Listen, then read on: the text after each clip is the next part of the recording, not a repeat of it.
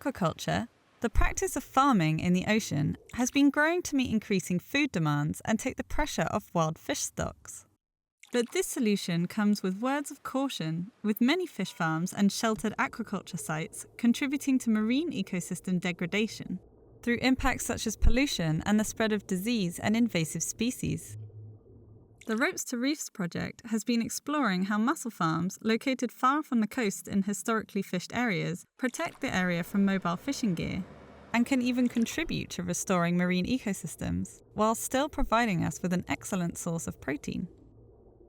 By employing a long-term monitoring program, scientists were able to see how a mussel farm based in Lyme Bay, UK, interacted with the nearby marine protected area and 2 coastal low-trophic aquaculture farms. Results from the project have revealed that the farm not only produces more than 1,000 tons of naturally grown edible protein every year, but has improved the damaged seabed, creating essential habitats for marine organisms.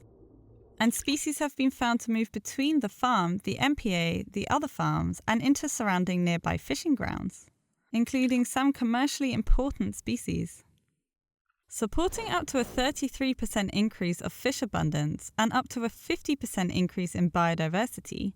these farms contribute to food security in more ways than simply as a direct food source, while simultaneously helping us to protect and restore marine ecosystems, making them stand alone as a source of sustainable and healthy protein, which aids global goals to support biodiversity net gain, net zero targets, sustainable development goals, food security, and economic resilience.